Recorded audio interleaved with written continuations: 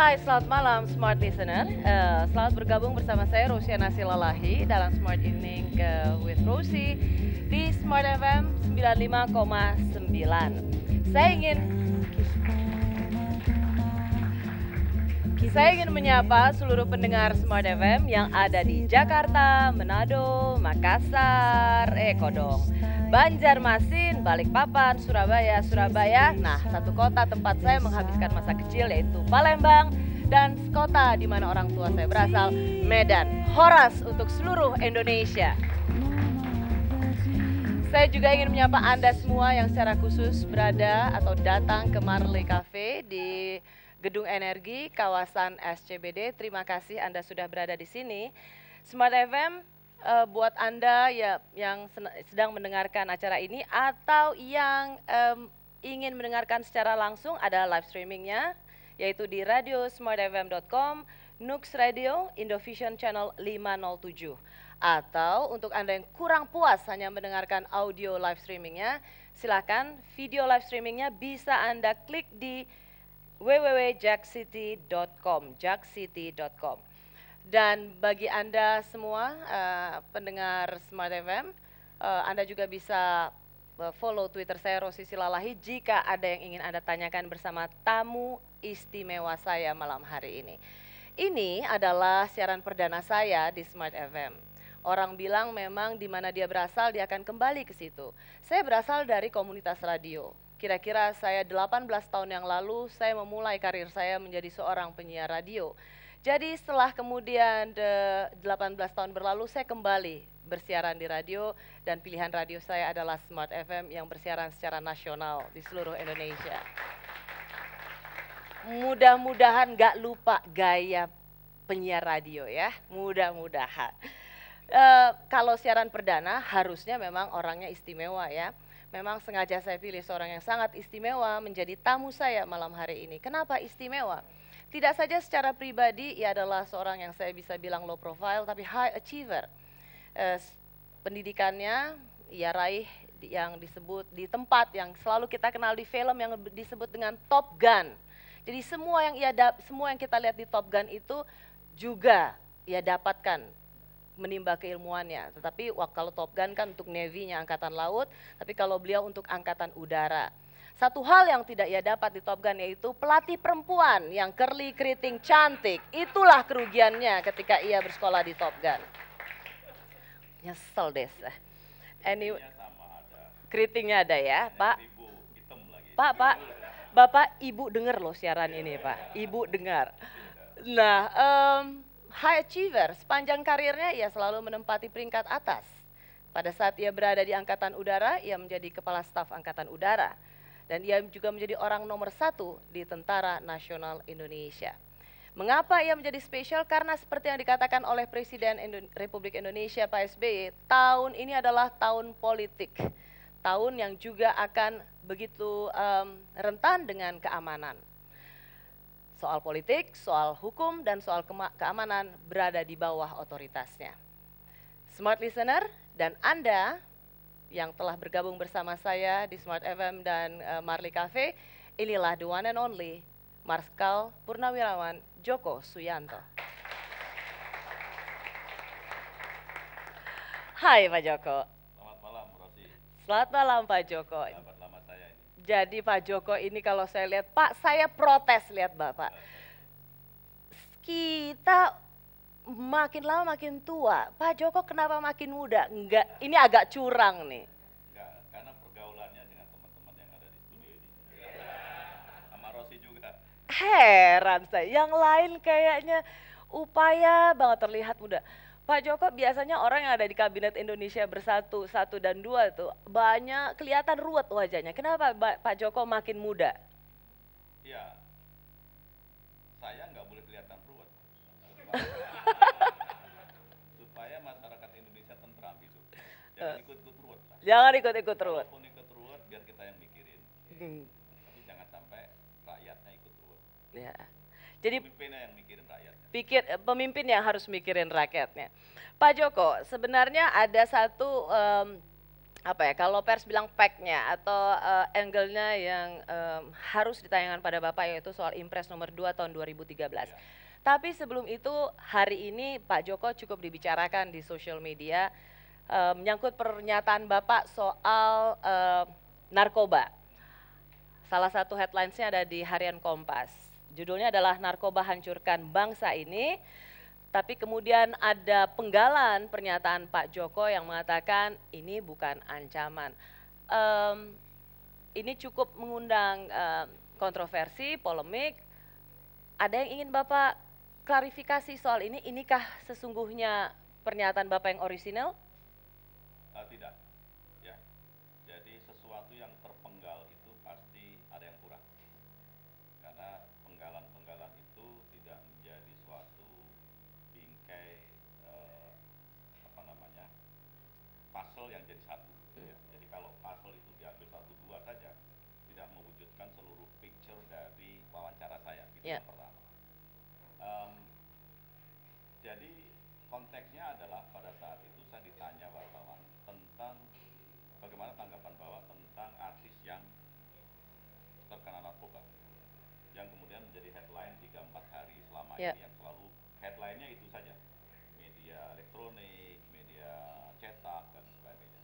Jawaban saya adalah bahwa media massa jangan hanya terpaku dalam urusan melihat artis yang tersangkut perkara narkoba ini saja.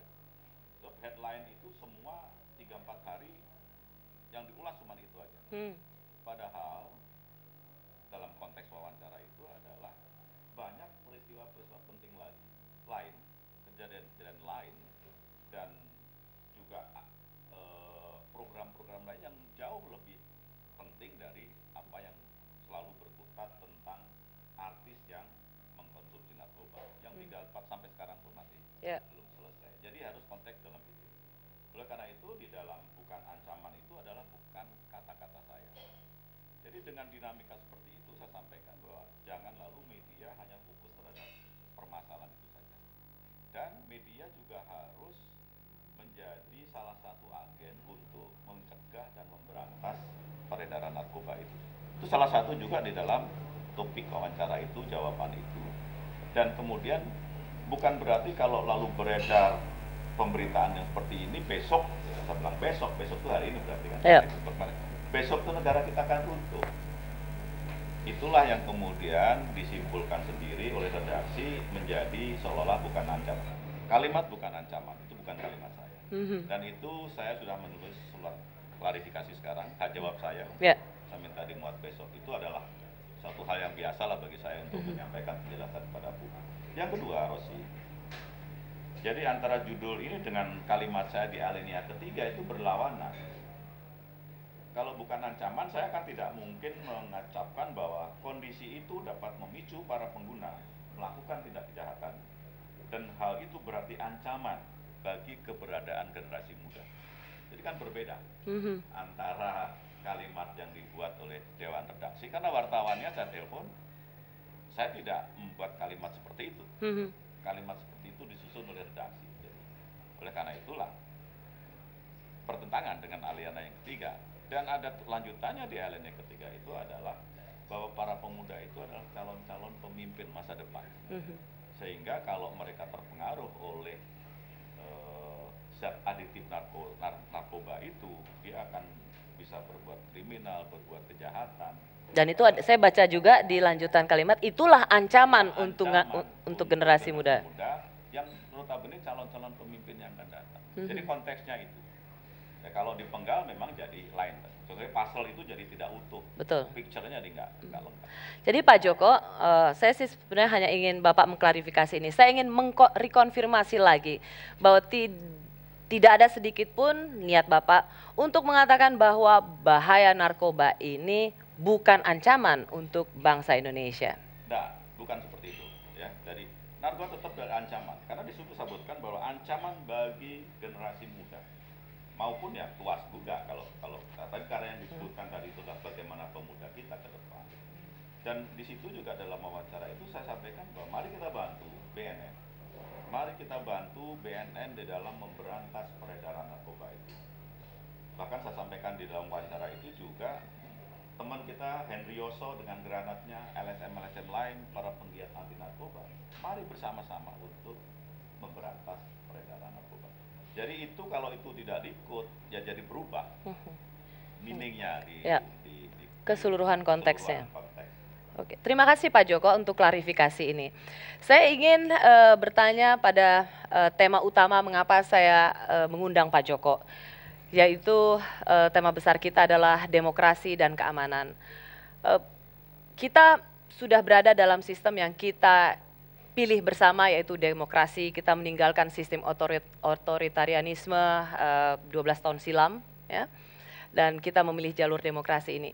Kalau dulu demokrasi dan keamanan itu saling meniadakan. Kita aman tapi kemudian kita dibungkam. Sekarang kita berada dalam sistem demokratis tapi kemudian kita merasa tidak aman. Pak Joko, kemudian 2 hari yang lalu Presiden mengeluarkan Impres nomor 2 tahun 2013 penanganan gangguan keamanan. Ya. Pak Joko, apakah ini super semar gaya demokrasi? Enggak lah. Demokrasi version. Sekarang kan Januari, jadi bukan super semar, super Januari. Jadi tidak ada super semar, tidak ada super Januari. Tapi sebenarnya kalau mengikuti penjelasan saya kemarin sore atau hari Senin sore, jadi ada background, ada latar belakang. Kenapa akhirnya Bapak Presiden untuk membuat suatu instruksi kepada jajaran pemerintah, ya, karena ini jajaran pemerintah. Yang pertama adalah latar belakangnya. Di tahun 2012 itu eskalasi gangguan keamanan yang diakibatkan dari konflik-konflik sosial dan terorisme itu meningkat. Itu kita dapat data itu karena di kantor saya kan banyak data itu ya untuk compile seluruh kejadian di Indonesia. Yang kedua, banyak kejadian kekerasan akibat konflik itu yang tidak tuntas penyelesaiannya. Jadi begitu polisi selesai, yang harusnya ditugaskan kepada kementerian dan lembaga yang lain untuk memfollow upi penghentian tindak kekerasan tadi itu tidak berjalan dengan baik. Yang ketiga, mencegah keberlarutan dari konflik-konflik jalan terus gitu. Dan yang keempat, persepsi publik seolah-olah ada pembiaran. Kan tidak mungkin ada pembiaran dari aparat, dari pemerintah. Kalau dibiarkan dari sekarang sampai sekarang mungkin masih jalan itu kekerasan-kekerasan. Nah, dengan latar belakang itulah maka kita evaluasi di kementerian saya dengan jajaran Kementerian Polhukam. Ada beberapa hal. Pertama adalah keterpaduan untuk bersama-sama menangani dampak kekerasan akibat konflik itu belum padu benar. Aparat pemerintah daerah, aparat kementerian, aparat kepolisian, kemudian teman-teman non pemerintah, ya, LSM, lembaga-lembaga sosial yang lain. Nah, inilah yang salah satu poin kenapa akhirnya keluarlah Impres ini. Impres ini kan terpaduan. Yang pertama, yang kedua. Sebentar Pak, sebelum Bapak lanjutkan ke situ. Karena pada tanggal 7 Januari di Istana Bogor, Presiden mengatakan, saya menggarisbawahi tidak boleh ada yang ragu-ragu dalam menegakkan dan memelihara keamanan sampai tingkat yang paling depan. Pertanyaannya adalah siapakah si peragu itu?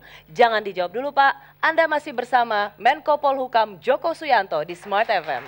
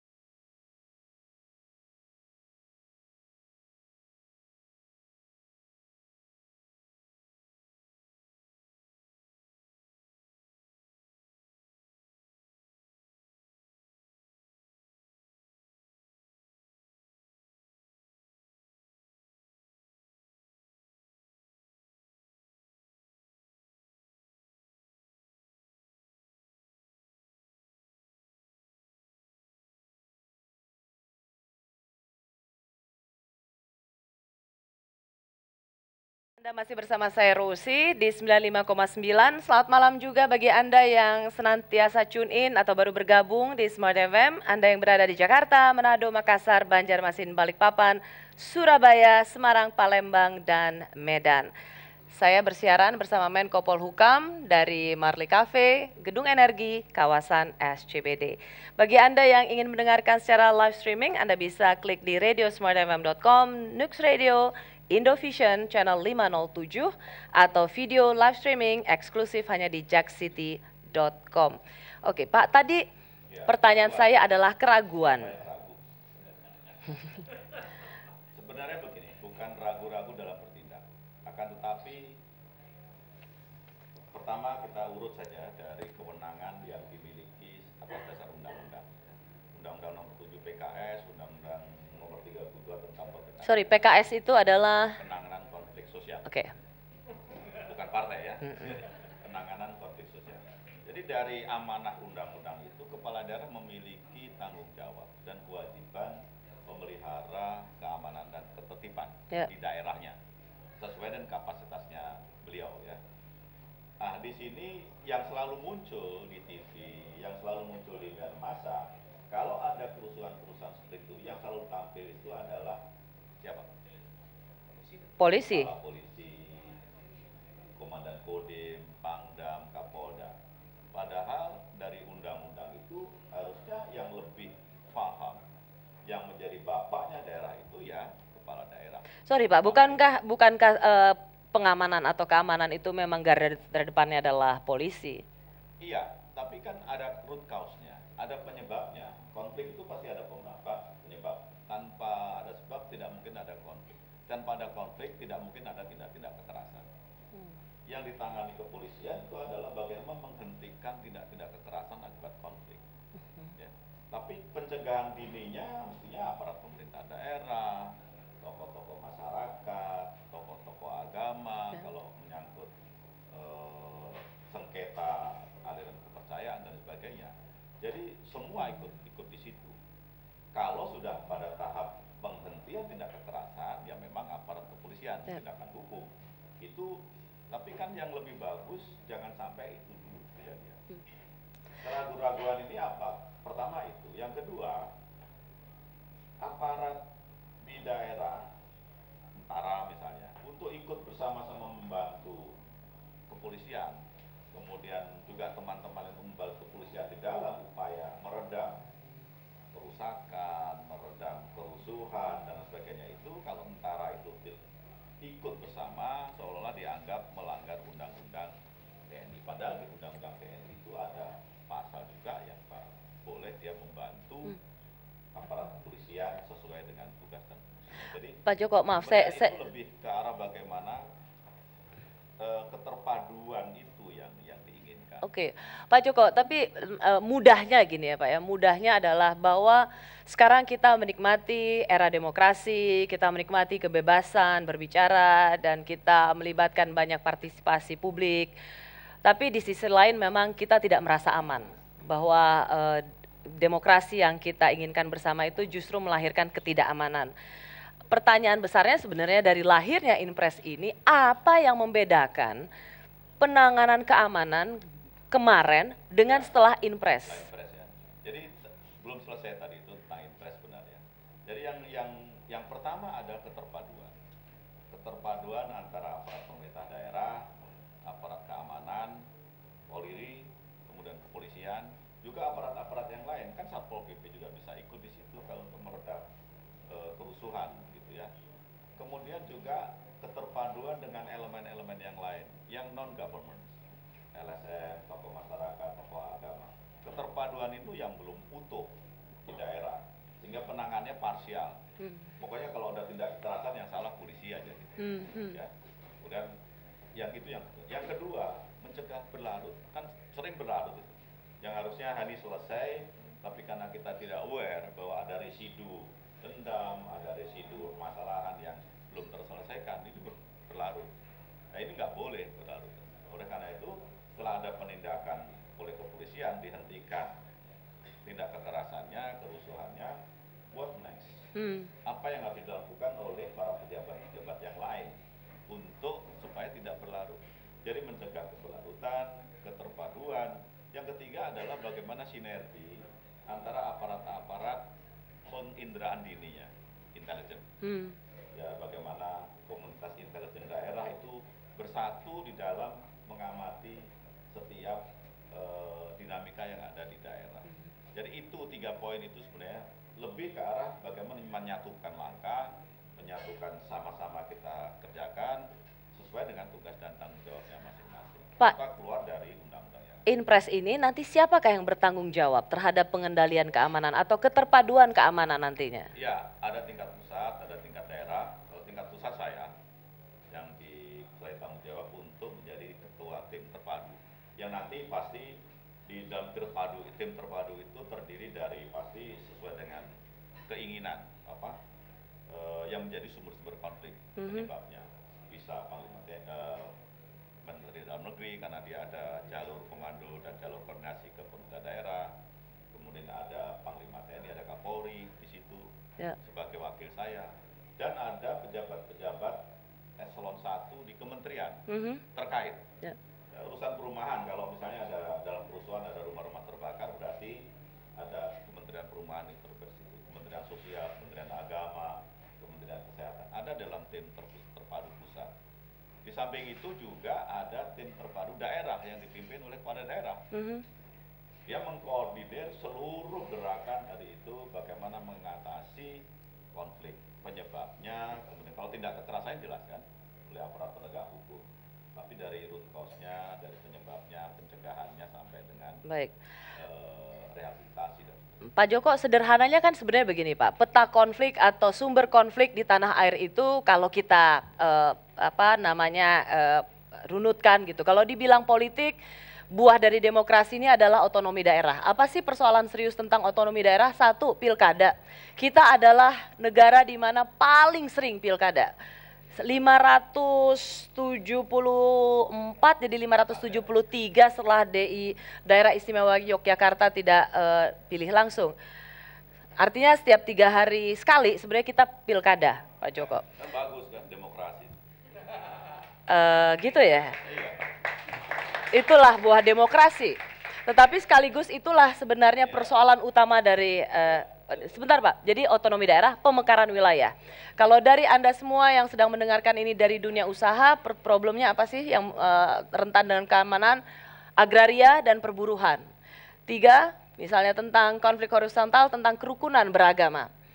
Sebenarnya itu berulang Pak. Dan sumber dari persoalan dan berlarut-larutnya persoalan masalah ini adalah ketidaktegasan aparat.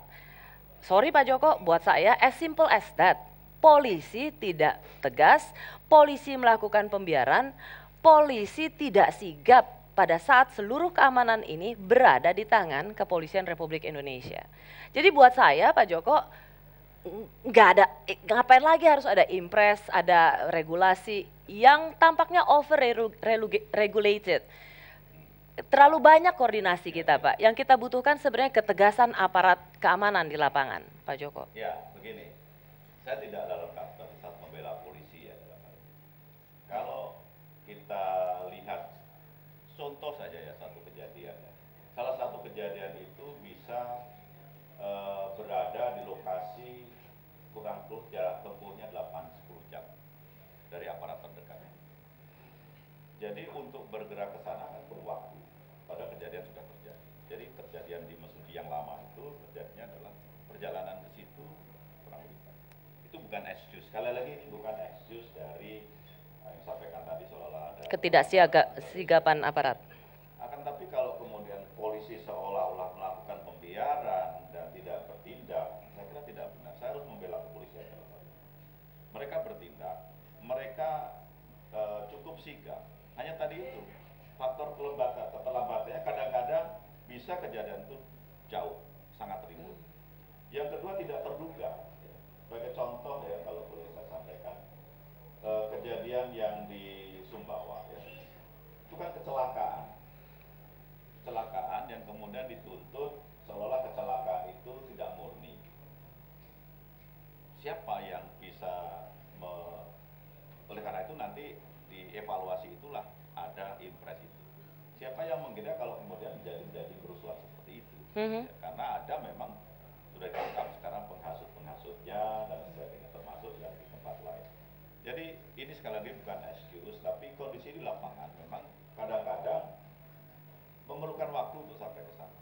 Yang kedua, ini bukan excuse lagi, bahwa kadang-kadang aparat di lapangan itu harus melihat situasi juga ya. Kalau aparatnya Rossi mungkin nggak bisa membayangkan berapa orang satu polsek. Satu polsek itu mungkin hanya 40 aja nggak ada orang. 20-30 orang. Tiba-tiba kerusuhan melibatkan ribuan orang. Ya. Ya. Dia kan harus tetap minta bantuan ke satuan yang lain, datangkan dari Jakarta dan dari kota terdekat. Ini sebenarnya yang lalu membuat seolah-olah tadi itu tidak tertangani dengan baik. Jadi evaluasi itulah makanya di dalam Impres salah satunya adalah kalau deteksi dininya, keterpaduan tadi itu, penginderaan dini, segala unsur yang ada di daerah itu berjalan, maka hal itu sebenarnya bisa dicegah lebih awal. Dan saya tetap masih belum dapat melihat di mana korelasi jawaban atau partisipasi solusi dari Impres ini dengan masalah keamanan yang bisa dijawab, Pak.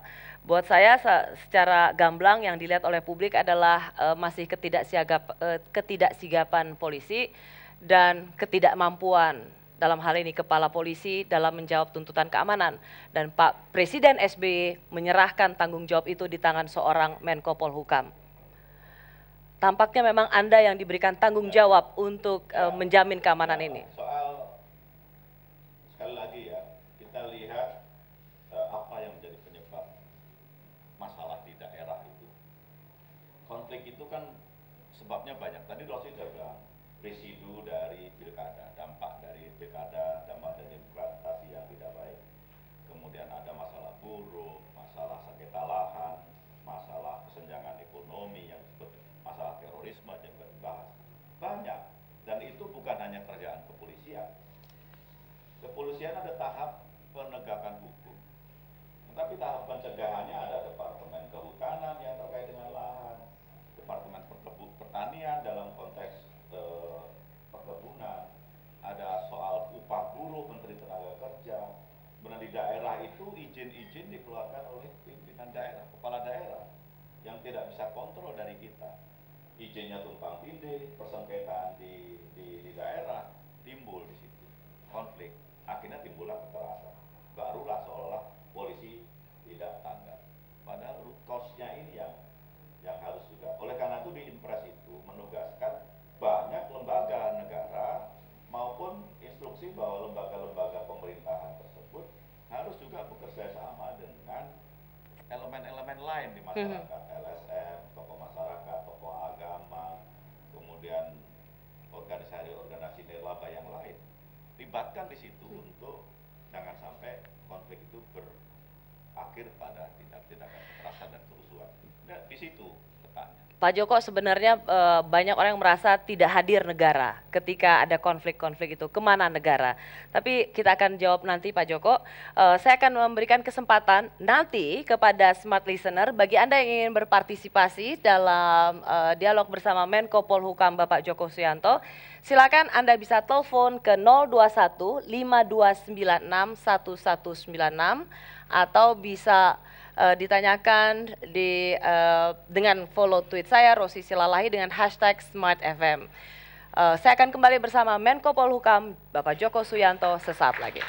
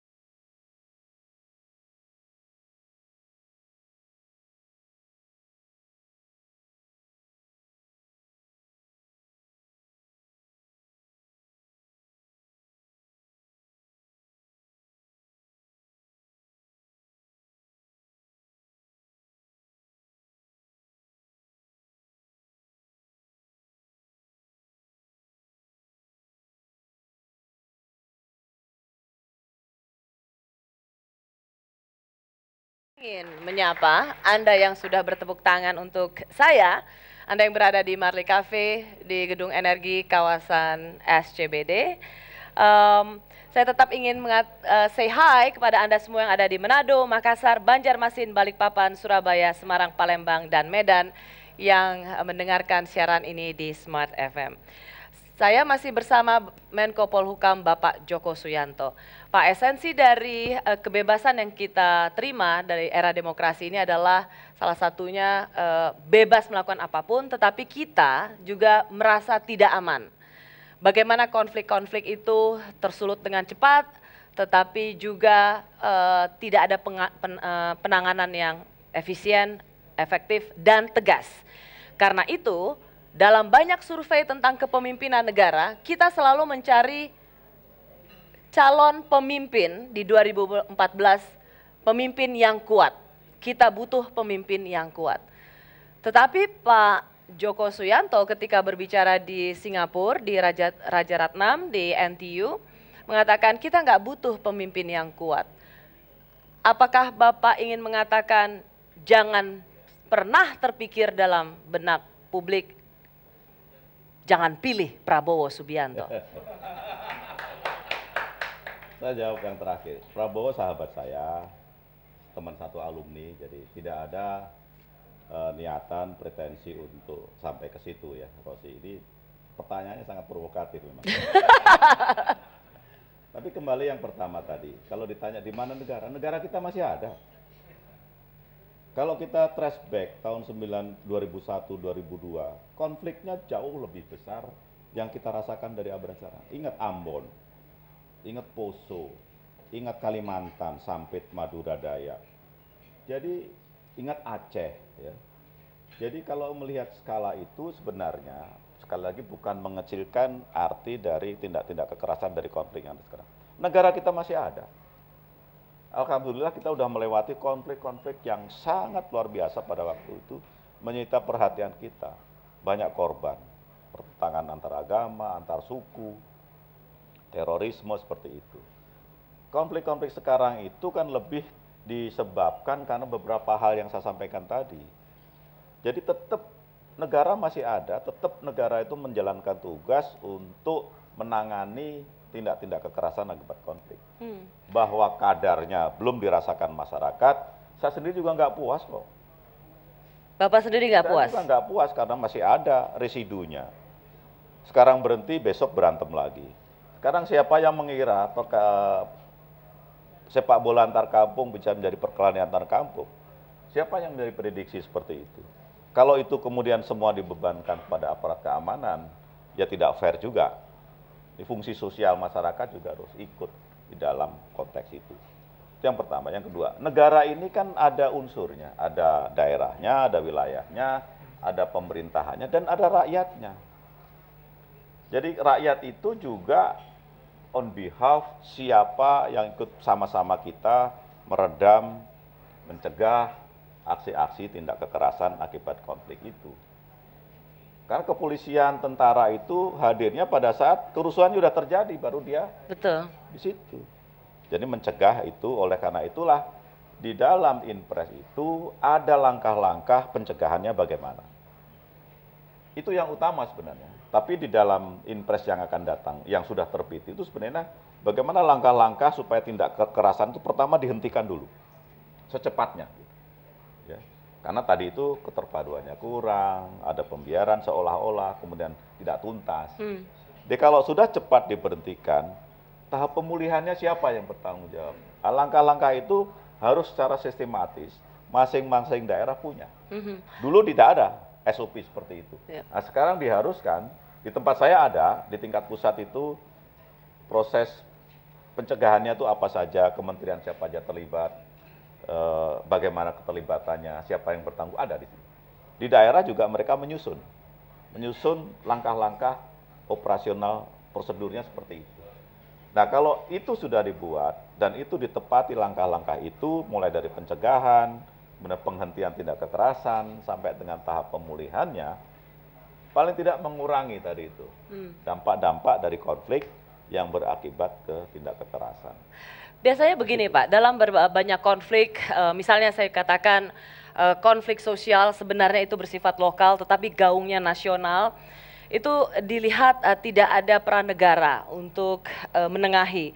Contoh misalnya soal pembangunan atau soal pembangunan rumah ibadah di Bogor, GKI Yasmin yang sudah memenangkan proses hukum sampai tingkat Mahkamah Agung, Cikesik dan lain sebagainya. Di mana negara, karena konflik itu berlarut-larut. Contoh juga Pak, ada soal-soal di politik lokal yang gaungnya nasional, Perda ngangkang di Lok Sumawe. Rasanya kemudian itu menjadi kontroversi yang berlarut-larut, seolah-olah kita tidak punya pemerintah pusat yang efektif. Di mana negara? Ya, itulah konsekuensi dari terbitnya undang-undang pemerintahan daerah yang memberikan otoritas yang penuh kepada daerah. Itu adalah konsekuensi dari undang-undang yang dibuat oleh parlemen, oleh kehendak demokrasi yang dulu menghendaki desentralisasi seperti itu. Itu adalah dampak, ya, dampak dari keinginan kita dulu kan, keinginan kita semua dulu. Bahwa kemudian ada ekses, itulah yang sekarang sedang dievaluasi oleh peraturan undang-undang pemerintahan daerah yang baru yang akan disusun ulang. Saya tertarik tentang isu rumah ibadah ya Rosi.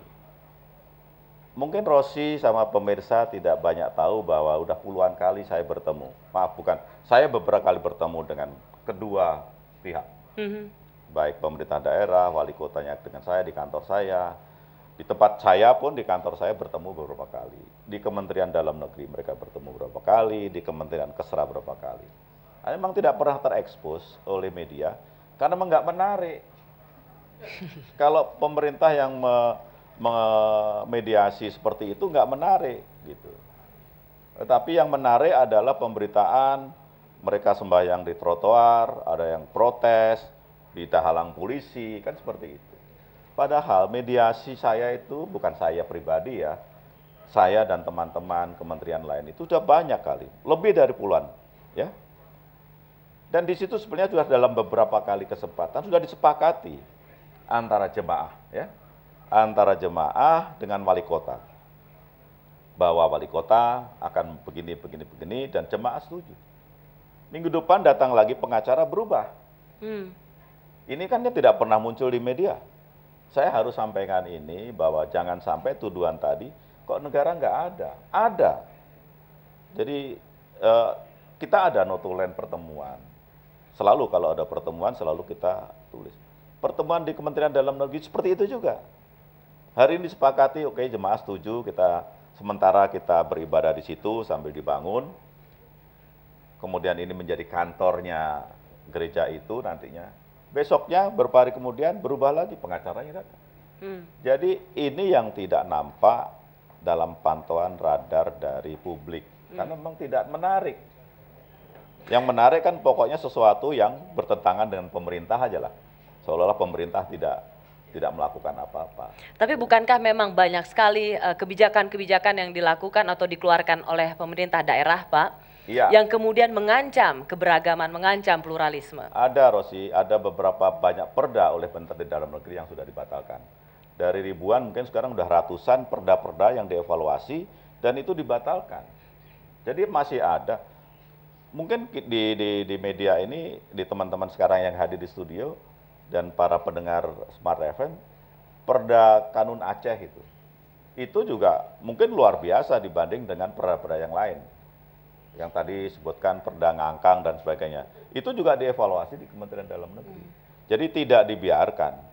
Hanya memang kita tidak, lalu kalau sedang dievaluasi mana baiknya, mana buruknya, kan tidak harus lalu kemudian kita ngundang wartawan untuk kita sebarkan sebelum ada solusi. Itulah pendirian kita, sebelum ada solusi yang benar, sebelum ada solusi yang baik, kita nggak boleh kemudian kita buka. Lain dengan infotainment ya, infotainment justru itu tetap dipelihara konflik, supaya masih berlanjut serinya begitu. Bapak, bukankah Bapak sering menonton infotainment? Oh, itu kegemaran Kenapa saya. Bapak tahu sekali begitu? Saya aja nggak tahu kalau infotainment itu memelihara konflik. Tampak jelas dari jawaban Bapak adalah penggemar infotainment. Saya lebih senang nonton infotainment daripada TV-TV yang tidak ada vitaminnya. Programnya ya, program yang tidak ada vitaminnya banyak di program-program TV yang tidak ada vitaminnya. Kalau infotainment kan hiburan lah kita ya. Kita bahas soal infotainment nanti secara off air. Anyway, smart listener, saya akan mengundang sekali lagi karena sesi berikutnya saya akan membuka telepon dan membaca tweet pertanyaan Anda di 021 5296 1199. Saya ulangi 021 5296 1199. Menko Polhukam akan bersama Anda sesaat lagi.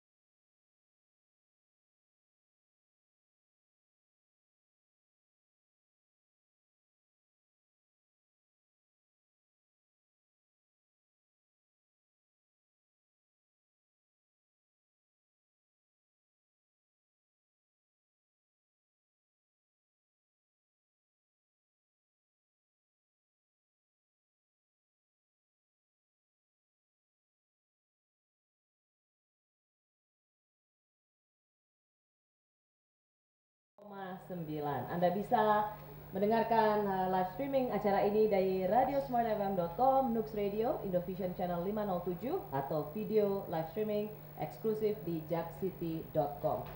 Pak Joko, kita bersama Menko Polhukam, Bapak Joko Suyanto. Ada satu Twitter saya yang masuk. Ya. Pertanyaannya sederhana, intelijen dari William, intelijen kita kerjanya di apa, Pak? Karena seharusnya, saya lanjutkan dengan pertanyaan dari Ratmat Syahtel, seharusnya BIN dapat lebih sigap membaca situasi sebelum terjadi konflik. Untuk apa BIN dibentuk kalau hanya habiskan uang negara? Jadi ini terkait dengan intelijen negara. Ya, sebenarnya itulah salah satu dari evaluasi keterpaduan tadi. Ya, oleh karena itu diterbitkan Inpres itu adalah menjawab tadi itu.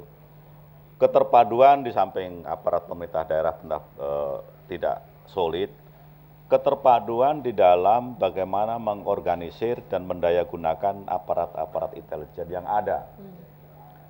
BIN bekerja, intelijen itu bekerjanya tidak hura-hura. Dia tidak tampil di depan publik, tapi dia bekerja, memasok informasi kepada stakeholders yang mempunyai tugas untuk penindakan, deteksi dini. Kepada bupati, kepada kepolisian, kepada TNI. Keterpaduan dari data. Jadi intelijen itu menyangkut data, bukan dia lalu menangkepi orang. Karena salah kalau kemudian intelijen diartikan kok intelijen tidak bertindak. Intelijen hanya memasok informasi. Intelijen itu mengumpulkan informasi dari dinamika masyarakat yang ada, dan pasokan informasi itu ada klasifikasinya. Itulah yang dipasok ke aparat keamanan, aparat pemerintah daerah, kepada saya, Menko Polhukam, kalau dari BIN. Artinya Pak, maaf, artinya dalam hal ini pencegahan konflik atau kerusuhan yang meluas seharusnya bisa diantisipasi oleh aparat keamanan berdasarkan sumber informasi yang sudah dikumpulkan intelijen. Sekali lagi, sumber informasi jangan hanya dari intelijen. Lalu apa peran masyarakat di situ? Kalau ada kejadian di salah satu kampung, kan tidak mungkin seluruh aparat intelijen ada di kampung. Apa aparat masyarakat desa itu tidak ada aparatnya untuk melihat dinamika yang ada di kampungnya? Pak, itu kan sumber informasi kepada kepolisian. Kita sendiri belum cukup optimal memasok informasi. Kalau itu saya setuju. Dalam arti mensinergikan seluruh kemampuan intelijennya. Di daerah itu kan ada intelijen angkatan darat, intelijen kepolisian, ada intelijen kejaksaan, ada masyarakat-masyarakat di kampung-kampung yang bisa memasok informasi. Oleh karena itu keterpaduan dan tadi itu melibatkan seluruh komponen masyarakat tadi itu penting jadinya. Di Inpres itu kan juga diamanatkan bahwa harus melibatkan aparat-aparat non pemerintahan. Itu ada di situ. Nah, saya potong dulu sebentar. Saya mendapat sign bahwa ada telepon yang masuk, betul kan? Ya, boleh. Oke, saya langsung menyapa penelpon yang masuk untuk langsung bertanya pada Bapak Joko Suyanto. Halo, selamat malam. Anda sudah mengudara? Halo, selamat malam. Hai. Siapakah Anda? Dari mana? Ya, saya dengan Suwardi Aritona. Sorry? Iya, begini. Selamat malam Pak Joko. Selamat malam, Pak Suwadi ya?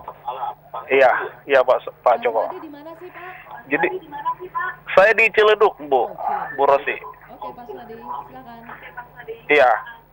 Jadi, kalau saya melihat begini Pak Joko, persoalan tindak kekerasan ini, main hakim sendiri ini adalah faktor ketidaktegasan dan tidak penanganan polisi. Seperti itu. Karena pertama begini, karena kenapa rakyat itu, warga itu bertindak marah? Karena memang polisi membiarkan, Pak. Begitu. Sehingga melakukan main hakim sendiri karena tidak percaya lagi dengan polisi. Dilaporkan, nah polisi tidak fair untuk melakukan proses seperti itu. Karena ini sudah di kalangan semua, Pak. Mulai dari mahasiswa, tawuran semua sudah berlabelkan agama semua. Ini kekerasan sudah memprihatinkan Pak Joko. Tapi saya melihat ini masalah proses penegakan hukum. Nah, karena kita melihat di pengadilan sendiri pun bisa terjadi kekerasan. Jaksa sendiri pun bisa dibacok. Ini sudah nggak ada takutnya kan begitu. Ya. Nah, jadi saya pikir, iya, begitu Bu Rosi. Iya. Terima kasih. Silakan, Pak. Ya, terima kasih Pak Suwadi. Saya kira itu adalah salah satu dari evaluasi kita tentang tadi itu. Makanya di bunyi Inpres itu juga harus bertindak cepat, tegas, cepat, dan proporsional. Itu ada di dalam bunyi Inpres itu supaya mereka juga tidak ragu-ragu dalam bertindak. Itu ada. Hanya masalahnya sekali lagi ini bukan excuse, bukan maaf dari kepolisian bahwa kadang-kadang di lapangan itu situasinya tidak semudah kita bicara sama Rosi, saya sekarang duduk di meja, kita ada minum di depan ya.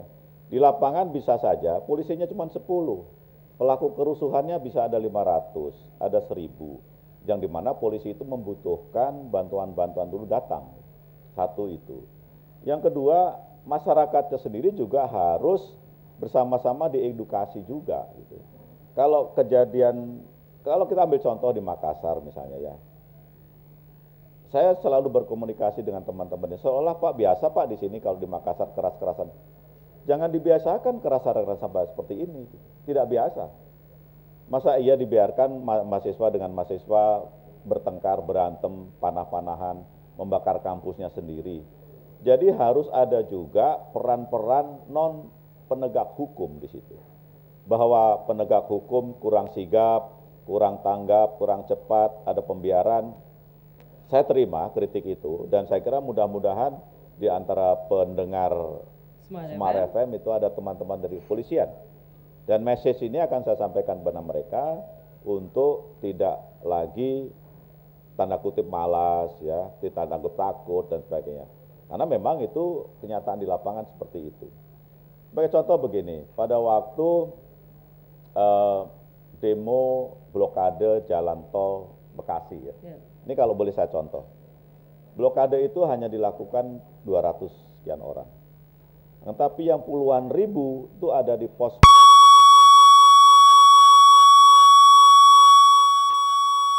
di Bekasi. Orang yang tidak tahu Menko Polhukam ngapain, tentara ngapain itu, blokade jalan tol kok tidak dibubarkan. Orang tidak tahu bahwa yang berada puluhan ribu itu isunya apa yang diteriakkan. Yeah. Mari kita bakar toko, mari kita bakar maaf salah satu etnis tertentu.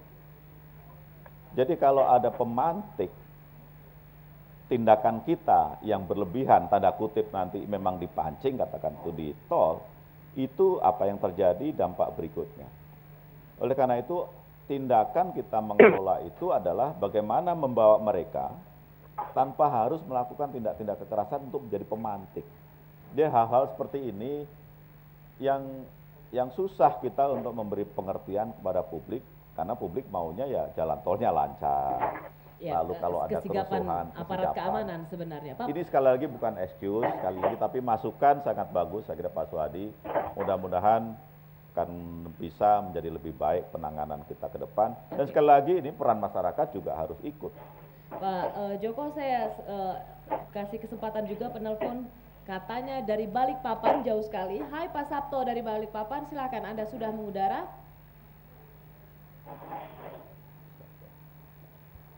Hai Pak Sabto dari Balikpapan. Halo Balikpapan. Halo, selamat malam Mbak Rosi, selamat malam Pak Joko. Hai Balikpapan, Pak Sabto, silakan. Halo. Malam Pak Sabto. Halo. Ya, silakan Bapak. Kami sudah bisa mendengar pertanyaan Anda sudah. Ya Mbak Rosi. Silakan. Ya, saya akan menuju Pak Joko. Maaf sebelumnya Pak Joko bahwa pertanyaan ini agak keluar konteks ya, tapi saya yakin juga nantinya kalau terjadi masalah menjadi tanggung jawab Pak Joko juga. Jadi ada rencana pemerintah untuk meredenominasi rupiah.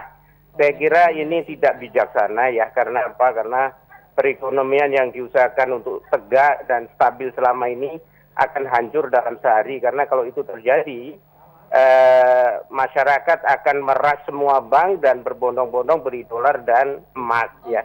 Itu seperti tahun 1966 kalau nggak salah pada waktu itu, zaman Presiden Soeharto baru saja naik ke kursi presiden. Dan ini saya tahu bahwa Pak Joko ikut di dalam rapat kabinet. Mohon disampaikan kepada Presiden, Menko Ekoin, Menteri Keuangan dan Direktur BI bahwa hal ini sangat tidak tepat karena juga akan menyangkut kepercayaan luar negeri terhadap Indonesia.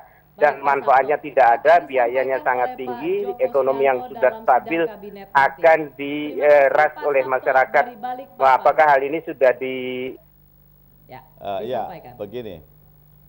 Saya paham Pak Sabto pasti tidak ingin rupiahnya yang tadinya 1.000 hanya sampai jadi Rp1. Jadi value-nya jadi kelihatannya kecil. Tapi saya tidak menjawab tentang teknisnya. Saya benar, saya kira Pak Sabto, karena Kementerian Polhukam itu adalah hilir dari semua permasalahan. Jadi yang saya urusi sekarang bukan hanya masalah politik, keamanan, dan hukum. Tapi bisa-bisa masalah perkosaan, masalah kecelakaan lalu lintas, yang harusnya bukan porsi dari di tataran Polhukam, itu menjadi dihilirnya menjadi meluas gitu ya. Jadi nggak apa-apa bahwa peringatan itu Pak Sabto saya terima dan harus kita waspadai bahwa redenominasi itu kan belum sebenarnya, itu kan baru ide dari Gubernur BI. Jadi belum pasti akan dilaksanakan Karena yang saya tahu Presiden sosialisasikan dulu sampai rakyat mengerti, kan begitu. Jadi belum sampai ke situ Pak Sabto. Jangan khawatir lah. Jangan khawatir nanti rupiahnya 1.000 jadi seperak lah. Jadi sementara ini masih dalam tahap penganalisaan, evaluasi, bagus tidaknya di dalam dampak perekonomian, itu pasti akan sedang dikaji. Tapi biasa kan kita selalu muncul debat dulu. Pak Joko Suyanto, ada tweet dari Rinri Nemha. Pertanyaan adalah bagaimana langkah Menko Polhukam dalam pengendalian ormas yang dianggap anarkis? Ya, satu-satunya langkah ya penegakan hukum. Tidak harus ormas ya, siapapun yang melakukan tindakan pelanggaran hukum ya dihukum. Jadi ada ormas-ormas bukan mereka tidak ditangkap loh. Banyak kejadian yang mereka sejauh mereka melakukan pelanggaran hukum dan ada pasal-pasalnya dalam KUHP, ditangkap dan dihukum. Apakah itu termasuk juga ada kemungkinan ormas yang kerap melakukan kekerasan atas nama agama bisa dibubarkan?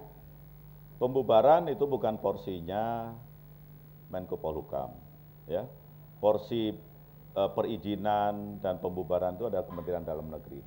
Dan begini, ada yang kepada saya, bubarkan aja Pak ormas dengan huruf titik gitu ya. Kalau saya bubarkan dengan hanya secari kertas saya bubarkan itu, besok ganti dengan titik-titik yang lain. Yang penting kelakuannya yang harus dirubah. Jadi bukan ormasnya yang dirubah, bagaimana meredam mereka, membina mereka supaya tidak melakukan tindak kekerasan itu. Tapi kalau dia melakukan tindak kekerasan, satu-satunya resepnya ya hukum, ditangkap, dihukum. Kita tahu bahwa kadang-kadang dalam banyak kesempatan di sini disebut bahwa di mana negara, karena kekuatan ormas itu bahkan bisa mengalahkan keputusan yang sudah dibuat bersama. Bahkan ada ormas yang bisa secara terbuka mengatakan kita akan gulingkan Pak SBY jika misalnya membiarkan ada satu kelompok keyakinan tertentu. Ada penilaian bahwa sesungguhnya pemerintah takut terhadap kekuatan-kekuatan kelompok masyarakat yang berlabelkan agama. Pak Joko jangan dijawab sekarang, Menko Polhukam akan menjawabnya sesaat lagi.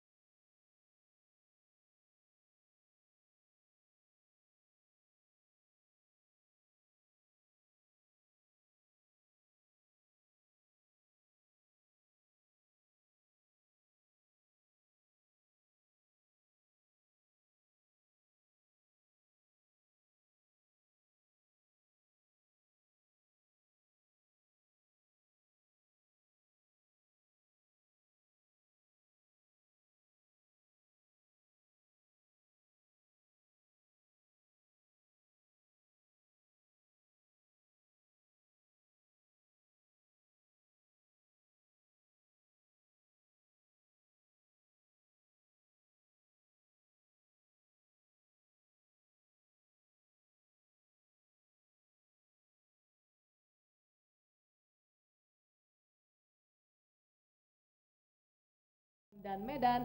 Anda masih bisa bertanya pada Menko Polhukam Bapak Joko Suyanto melalui 021 5296 1199 5296 1199. Sebelum saya berikan kesempatan bagi Anda yang ingin bertanya langsung pada Pak Joko, Anda yang berada di Marley Cafe Gedung Energi kawasan SCBD ini, tadi ada pertanyaan yang belum sempat Bapak jawab, yaitu negara kalah dengan kekuatan organisasi berlabel agama yang perlu difahami begini, seberapa banyak ya elemen-elemen yang sangat radikal itu kita bandingkan dengan umat beragama Islam lain yang moderat.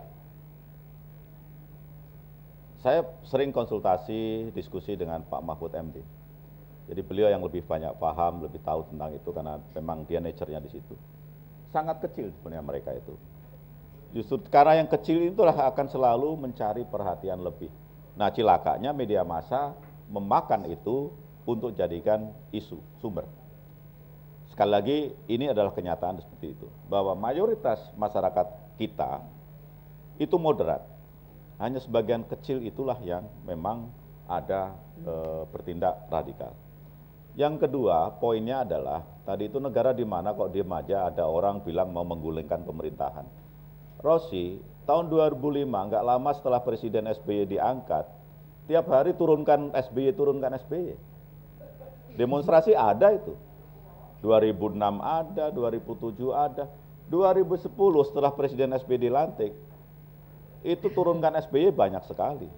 Apakah begitu dengan alam demokratisasi yang kita miliki sekarang ini? Meskipun hati saya sebagai orang yang pernah hidup di zaman dulu, bagaimana iklim politik zaman dulu, kok kayak gini ya?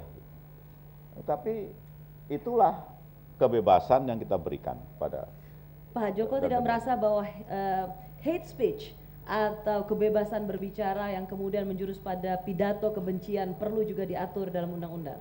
Perlu. Itulah yang sedang kita perjuangkan dalam undang-undang anti terorisme.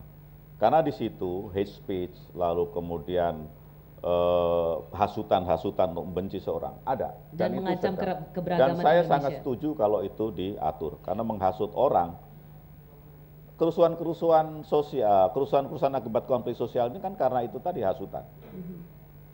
Yang di Sumbawa sudah ditangkap itu karena hasutan juga. Betul. Dan itu ditangkap. Dan ini harus ditekankan Pak pada pendengar kita, bukan tentang kritik pada pemerintah atau pada negara, tetapi hasutan kebencian yang merusak keragaman Indonesia. Hasutan yang kita kemudian menjadi pemicu untuk membuat kerusuhan.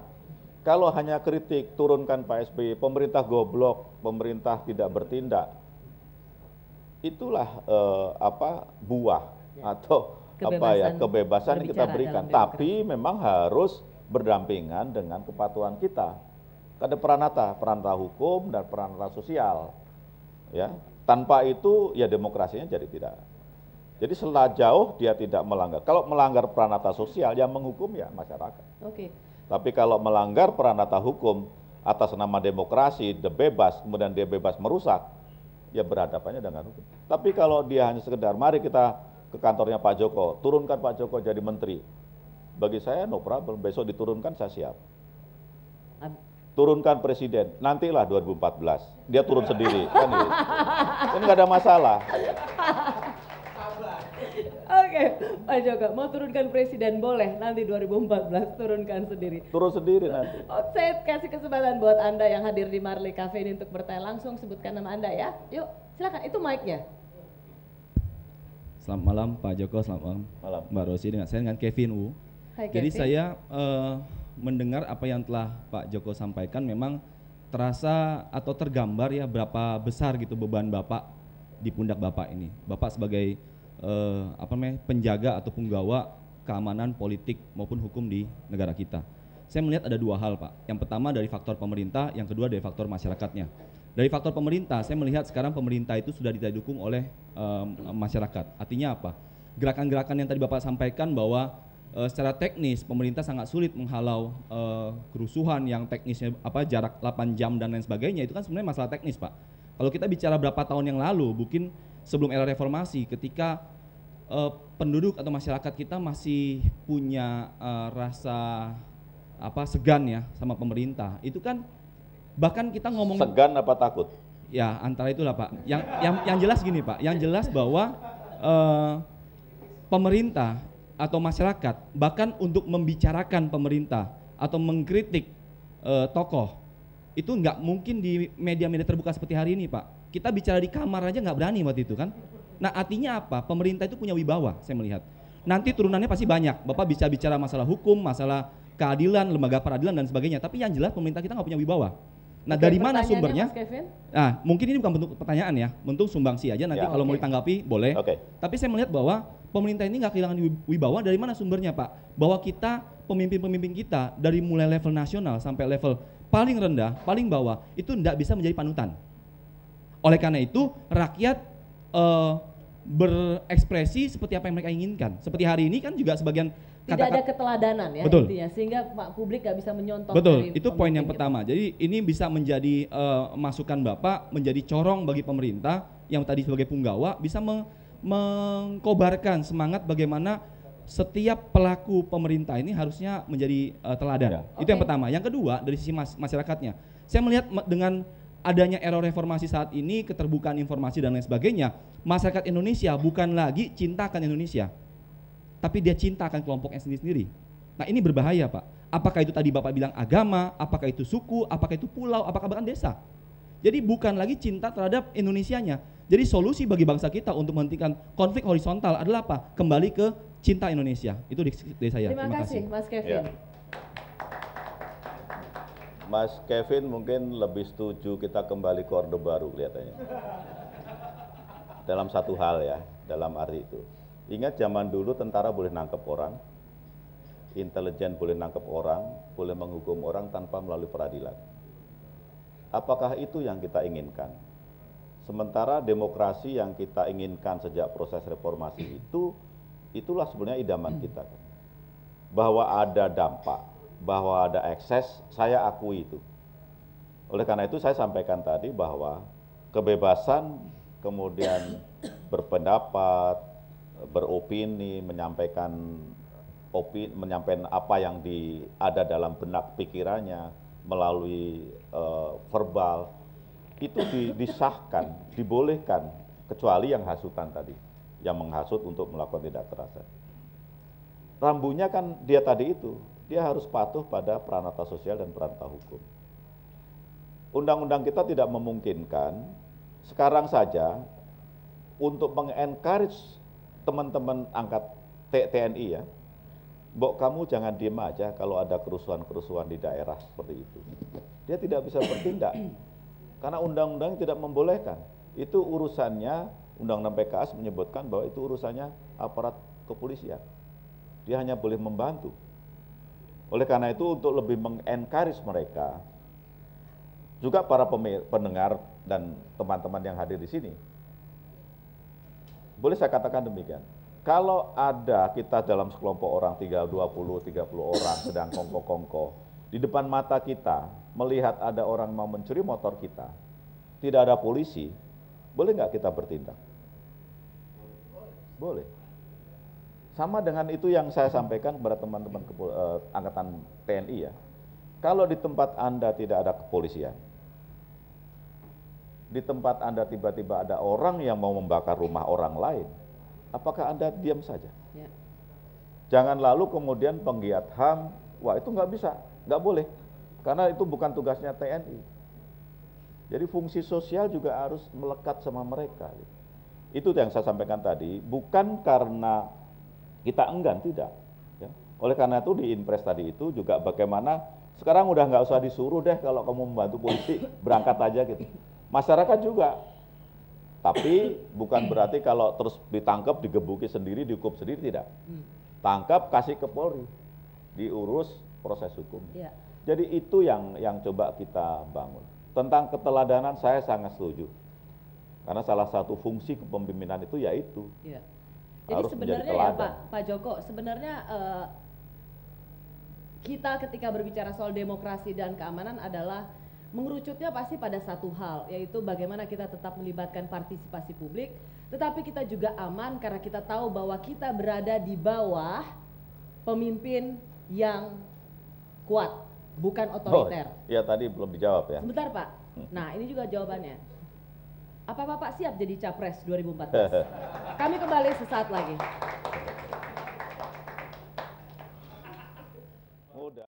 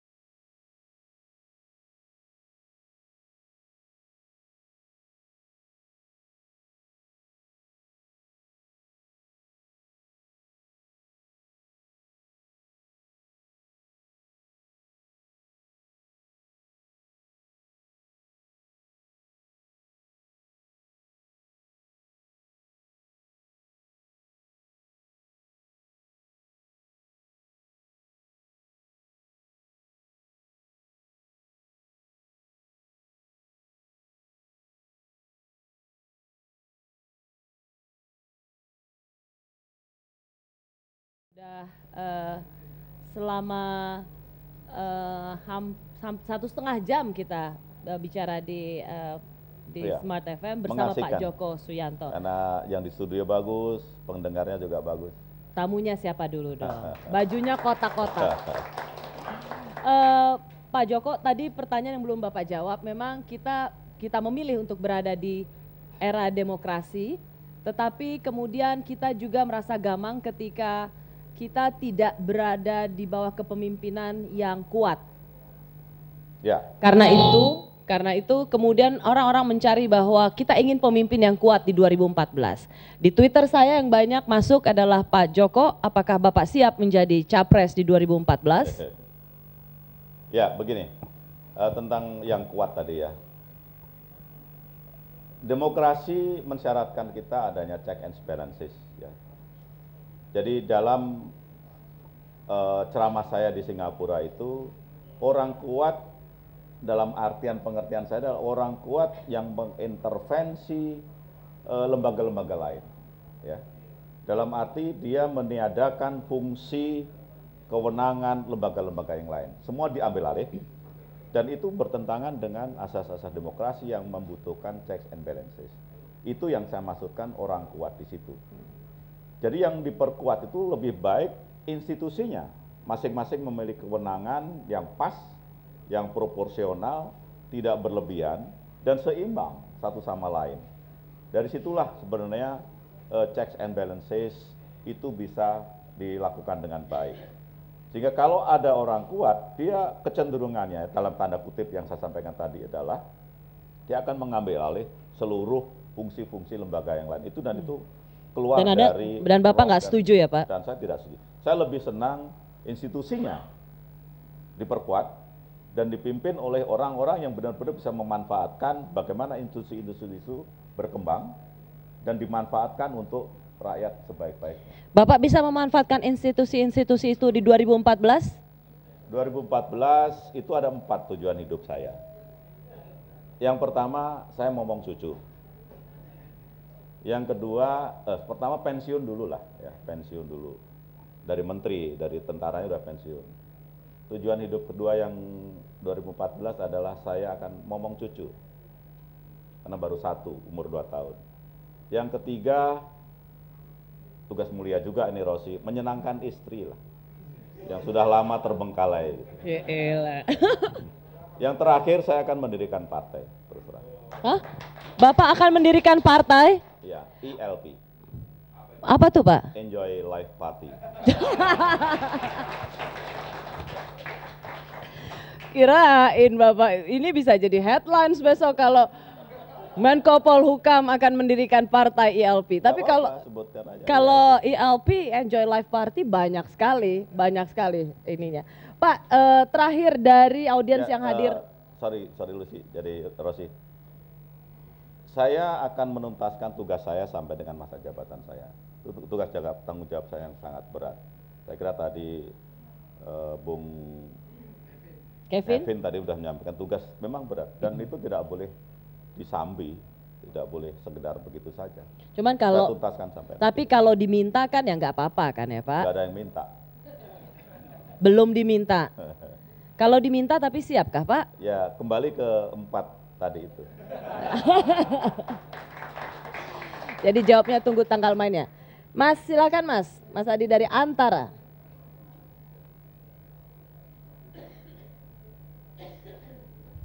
Selamat malam Mbak Rosi, selamat malam Pak Menteri, Pak Joko. Masih Adi. Ya, bicara soal demokrasi dan keamanan ya, kalau kita melihat ke belakang dari setelah reformasi kita menghadapi masa demokratisasi dan keterbukaan, saya pikir kita juga perlu mengapresiasi pemerintah kita selama ini kalau melihat dari keberadaan pemerintah. Kenapa? Kalau kita bandingkan dengan Uni Soviet, kita harus juga bangga bahwa pemerintah kita bisa menjaga kesatuan dibandingkan Uni Soviet yang punya intelijen besar, militer besar, tapi sampai terjadi perpecahan dan balkanisasi. Bahkan beberapa majalah internasional yang meramalkan balkanisasi terjadi kedua di Indonesia itu tidak terjadi. 15 tahun setelah 98 kita reformasi dan demokratisasi dan keterbukaan, kita masih utuh walaupun 1 provinsi keluar, tapi the realnya kita malah bertambah jadi 33 provinsi. Jadi kita juga harus apresiasi kepada pemerintah kita yang menghadapi demokratisasi, reformasi dan keterbukaan masih bisa menjaga keutuhan sebagian besar wilayah kita. Yang kedua Pak, yang pertanyaan saya soal keamanan, itu saya sependapat dengan komen dari Twitter yang pertama bahwa kerusuhan di mana-mana di Jakarta dan beberapa daerah itu adalah cerminan kelemahan intelijen kita Pak. Artinya intelijen kita tidak bisa menangkap informasi sehingga bisa melakukan pencegahan. Yang kedua, yang perlu juga ditindaklanjuti ke depan adalah kerusuhan, konflik sosial masyarakat itu adalah cerminan masyarakat kita tidak percaya menyelesaikan masalah kepada pengadilan, tidak kepercayaan kepada hukum Pak. Singapura, Malaysia tidak ada demokratisasi, tapi hukumnya jalan Pak. Di kita demokratisasi jalan dengan baik, tapi hukumnya sangat kalau dibilang bobrok lah Pak. Ini yang mungkin yang perlu diperbaiki dari sektor hukum. Bagaimana kita mendidik masyarakat agar menyelesaikan masalah melalui pengadilan dan hukum. Makasih. Iya. Terima kasih Mas Adi dari Antara. Iya, Mas Adi terima kasih. Jadi dulu tahun 98, 99 itu ada seorang analis dari luar negeri yang meramalkan Indonesia itu akan seperti Balkan, seperti Uni Soviet. Dengan dinamika kita seperti itu, kebebasan diberikan seperti itu. Bagaimana? Otonomi daerah seperti itu ya. Itu kita dikritik dan diramalkan kita akan terpecah belah. Tetapi karena pilihan demokrasi itu yang kita menjadi cita-cita itu kita bisa kelola dengan baik. Kenapa kita bisa kelola dengan baik? Karena sampai sekarang kita masih utuh Indonesia itu. Tadi disampaikan oleh Mas Adi. Sekarang bagaimana kita menghilangkan ekses-ekses dari demokrasi dan kebebasan tadi itu sebenarnya kan. Itu tugas kita, bukan hanya tugas pemerintah. Karena demokrasi itu hak kita semua. Bagaimana kita menggunakan hak demokrasi itu tanpa harus tadi itu mengakibatkan ekses-ekses yang tidak benar. Kan itu tanggung jawab kita semua. Tapi sebenarnya track kita di dalam berdemokrasi sesuai dengan cita-cita kata Warga Reformasi itu sudah benar sampai sekarang. Kalau tidak dan kita tidak kelola dengan baik, tidak seperti ini. Peristiwa Ambon, peristiwa Poso, peristiwa Kalimantan Tengah itu sangat luar biasa padahal. Toh kita bisa selesaikan itu dengan cara-cara kita sendiri tanpa ada intervensi asing di situ. Ya. Jadi saya sangat setuju bahwa demokrasi itu bukan hanya miliknya pemerintah, tapi juga tanggung jawab kita semua. Ekses-ekses pasti ada, di mana-mana pasti ada. Itulah yang sekarang menjadi pekerjaan rumah kita. Bagaimana meminimalisir, menghilangkan ekses-ekses dari kebebasan yang kita berikan. Yang kedua, tadi itu terkait dengan apa tadi itu ya? Oh, aparat keamanan. Ya, masukan juga pada saya, pada kita. Terima kasih bahwa sudah saya jelaskan tadi bahwa intelijen seperti itu. Intelijen kita, kadang-kadang kita ini suka rindu masa lalu. Tadi Bung Kevin juga rindu masa lalu ya, di mana kita bisa tentram, bisa hidupnya aman, tapi kita takut ngomong, gitu ya. Kita takut bertindak, kita takut ditangkap. Tapi kan tidak. Sekarang Mas Kevin mau teriak-teriak di jalan, mari kita tangkap presiden. Nggak ada yang nangkep. Kadang-kadang kenikmatan itu tidak kita nikmati, kita tidak sadari bahwa itu adalah nikmat demokrasi yang kita pilih bersama dan kita nikmati. Bahwa ada ekses yang merusak tadi itulah harus kita perbaiki. Saya setuju. Masukan yang sangat baik saya kira intelijen. Oleh karena itu di Inpres tadi itu sinergi integrasi dari intelijen di daerah dan pusat itu. Kalau di pusat itu ada tiap bulan selalu meeting. Ya, komunitas intelijen itu dipimpin kepala BIN memang. Dan daerah itulah yang nanti bagaimana keterpaduan antara intelijen dan aparat keamanan. Oke, jadi saya menangkap Pak bahwa memang meskipun bagi banyak orang memberikan skeptisme sebenarnya dengan adanya Inpres ini yang seolah-olah keluar lagi peraturan, jadi hanya peraturan tapi tidak ada aksi yang konkret. Tapi saya rasa kita akan memberikan kesempatan pada eksekusi di lapangan dan dalam hal ini kepada Bapak Djoko Suyanto, Menko Polhukam, untuk menjalankan keterpaduan ya Pak ya, koordinasi pengendalian keamanan ini, peningkatan keamanan ini. Kita tahu bahwa tahun ini adalah tahun politik, tahun yang juga cukup rentan dengan keamanan, tapi satu hal, kita tidak bisa bergerak mundur. Kita harus maju terus untuk menjelang tahun-tahun yang lebih baik untuk Indonesia. Pak Djoko, saya tahu selalu menghindar kalau ditanyakan soal bagaimana dengan bursa atau pencapresan nama beliau di 2014. Kenapa saya tanya ini? Karena dari seluruh Twitter saya yang masuk pasti ada yang menyinggung capres nih, calon presiden 2014 nih, calon alternatif nih. Karena katanya ya itulah nama yang saat ini dianggap paling eligible atau paling mumpuni. Kalaupun Pak Djoko tidak mau menjawab, apa harapan Pak Djoko pada pemimpin di 2014? Ya, banyak ya sebenarnya kriteria jadi pemimpin. Saya kira singkat aja Pak. Masing-masing orang memiliki pandangan yang bisa kita perdebatkan. Tapi saya minta paling tidak ada 5 lah ya. Yang pertama, dia harus mengerti tentang pemahaman yang kuat tentang apa itu keamanan. Tanda kutip besar ya. Keamanan bukan hanya soal ada mencuri, ditangkap dan sebagainya. Keamanan negara kita ini, keselamatan negara kita ini. Tanpa ada memiliki pemahaman yang kuat terhadap bagaimana kita mengelola negara ini, supaya negara ini tetap aman, tetap bersatu seperti sekarang ini, maka kita tidak banyak berharap nanti ke depannya bagaimana. Sementara tantangannya bakat luas. Yang kedua, paling tidak dia mengerti dan memahami tentang bagaimana perekonomian itu kita kelola untuk rakyat kita yang sebesar-besarnya. Breakdown-nya banyak. Yang ketiga, paling tidak dia harus memiliki pemahaman dan kepandaian untuk dalam hal international relation.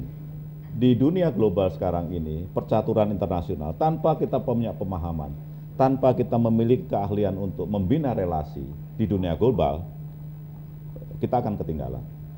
Dan yang terakhir, yang keempat sebenarnya, ya paling tidak bisa nyanyi lah gitu ya. Kenapa? Kenapa gini? Kan itu kalau bisa nyanyi tuh ada dua loh Pak alternatifnya tuh. Kalau nggak tentara atau polisi, Batak Pak. Maksudnya seni ya. Supaya tadi itu kan hard issue semua itu ya. Keamanan, ekonomi. Otak kiri, otak kanan. Biasanya Pak Joko bilang gitu. Keseimbangan otak kiri dan kanan, sehingga pada waktu dia memberikan keputusan, itu yang keluar adalah wisdom. Oke. Tanpa ada keseimbangan itu, maka yang keluar adalah hanya satu belah otak kita. Terima kasih Pak Joko Suyanto. Kita semua memang merasa risau, gelisah, cemas, Indonesia ini mau kemana. Tapi satu hal yang ingin saya katakan bahwa kita sudah bergerak maju, tidak ada satupun, tidak ada sejengkal langkah pun kita bergerak untuk mundur. Dan tidak ada alasan sedikit pun kita untuk ikut bergerak mundur atau tidak memajukan Indonesia. Saya selalu ingat dengan kalimat yang begitu indah, jangan pernah berhenti mencintai Indonesia. Dan malam hari ini saya ingin sekali lagi applause untuk Pak Joko Suyanto. Boleh satu sedikit closing?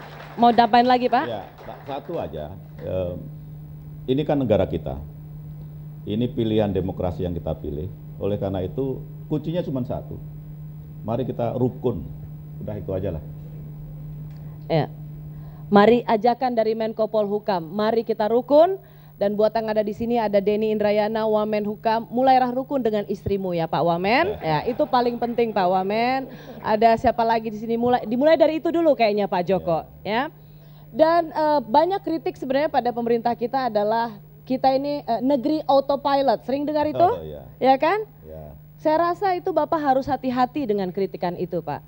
Karena ada seruan rasanya negeri ini, apakah ada keinginan negeri ini dipimpin oleh seorang yang berlatar belakang pilot? Silakan dijawab sendiri di 2014. Terima kasih untuk Anda yang sudah hadir di curang ini, nggak boleh jawab. Marley Cafe, Gedung Energi SCBD. Kita akan jumpa lagi Rabu depan. Dan terima kasih luar biasa pada Anda semua pendengar Smart FM 95,9. Salam hangat, selamat malam untuk Anda di Jakarta, Manado, Makassar, Banjarmasin, Balikpapan, Surabaya, Semarang, Palembang, dan Horas Medan. Selamat malam, saya Rosiana Silalahi. Ya, tidak on air bolehlah jawab ya. Pesawat itu, autopilot itu, tanpa dikendalikan oleh seorang kapten yang baik, maka autopilotnya tidak akan bekerja. Jadi autopilot tetap membutuhkan